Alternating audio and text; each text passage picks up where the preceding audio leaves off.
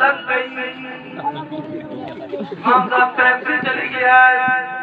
ارے امام صاحب پیپسی پلانے کے لیے امام کے لیے لگ بولے. امام صاحب لگ گئی. یہ درس کو زیبا دیتا ہے, امام کی تعظیم کرتی ہے. ارے جو اپنے امام کے لیے اتنی بے ادب قوم ہوتا ہے, اس پر امام کی بات کا اثر ہوگا. امام کی بات کا اثر ہوگا. ہرگز اثر نہیں ہوا. تم نے امام کی قدر کرنا شروع کر دی تو زمانے نے تمہاری قدر کرنا چھوڑ دی. تم نے قرآن کی قدر کرنا چھوڑی تو زمانے نے تمہاری قدر کرنا چھوڑ دی. وہ زمانے میں معزز تھے, مسلمان ہو کر ہم خوار ہو گئے, تاریخ قرآن ہو. رونا نے 36 آیتیں نکالنے کا مطالبہ کر دیا. تم میں سے کوئی ایسا مسلمان ہے جس کو 36 آیتیں ہیں؟ کیا بات ہے, کیا بات ہے, بہت اچھا پیغام پیش کر رہے ہیں. جواب تم میں کوئی ایسا ہے کہ جس کو 36 آیتیں ہیں؟ جو مسلمان 36 نہیں 36 گانے کو یاد کر لے, اسے 36 آیتیں یاد نہیں. جو قرآن سے قوم اتنی دور ہو چکی ہو, اس قرآن کی تاریخ کے لیے, قرآن سے دور قوم کے لیے یہ کم نصیبی کے دن تو دیکھنے پڑیں گے. زمانے نے بتا دیا ہے وہ شخص لائق نہیں ہے جو اس کا نام لیا جائے. نام لینے سے بھی تشہیر ہوتی ہے.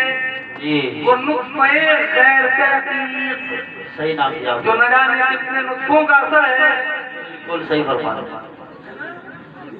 اس نے یہ بتا دیا مسلمانوں, اگر قرآن کا تقدس چاہتے ہو, قرآن کی عظمت چاہتے ہو قرآن سے چھیڑ چھاڑ نہ ہو, چاہتے ہو قرآن پر کوئی حرف نہ اٹھے, چاہتے ہو قرآن کی طرف کوئی نظر نہ اٹھے, تو اے لوگوں تم اپنی نظر قرآن پر جما دو.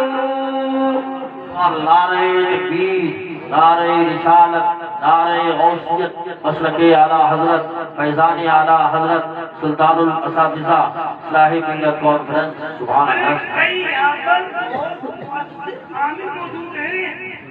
حضرت علامہ مولانا طیب صاحب بہت زبردست آدمی یہ بتاتے ہیں کہ جس گھر میں کوئی رہتا نہیں, جنات, پری, بھوت,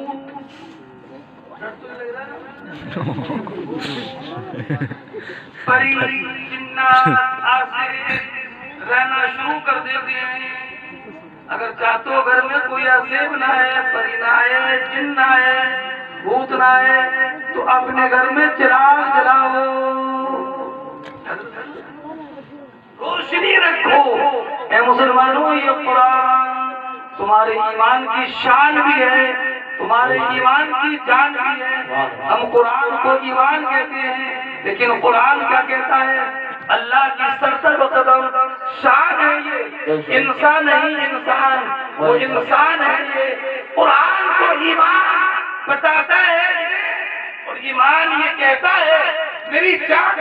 سبحان اللہ, سبحان اللہ, ماشاءاللہ, ماشاءاللہ, بہت بہت شکریہ. تو قرآن ہماری شان بھی ہے, ہماری جو عزت ہے, عظمت ہے, قرآن کی وجہ سے. ہماری جو شرافت ہے مصطفیٰ کی وجہ سے, ہماری جو قدر ہے وہ اسلام کی وجہ سے.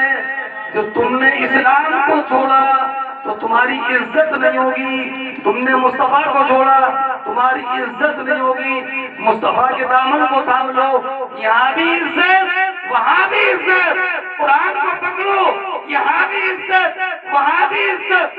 ارے بازار مصطفیٰ تو وہ بازار ہے جو اس میں بک جائے ہے تو اس کی دنیا کوئی قیمت پیش کر لیتا ہے.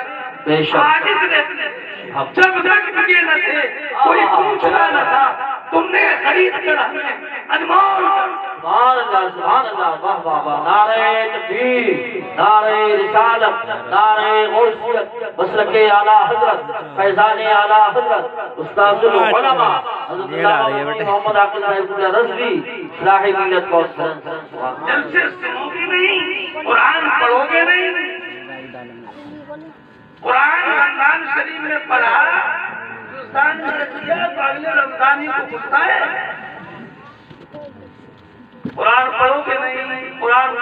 گے نہیں. قرآن خوانی کرنے کے لیے مدرسے کے بچے، فاتحہ لینے کے لیے مدرسے کے بچے، تسبیح میں چنے پڑھنے کے لیے محلے والے، تم کس کام کے؟ خود قرآن پڑھو گے نہیں، نکلو گے تو ٹچ موبائل پر نہ جانے کیا کیا، گھر میں آؤ گے تو نہ جانے کیا کیا. ارے قرآن جب تم پڑھنا چھوڑو گے تو جیسے میں نے مثال بتائی کہ گھر میں کوئی رہنا چھوڑ دے، چراغ جلانا چھوڑ دے تو بھوت آ جاتے ہیں. اگر چاہتے ہو کہ 26 آیتیں بدلنے اور نکالنے کا مطالبہ کرنے والا بھوت، بے جواب، بہت اچھا نام دیا، بے شک بے شک.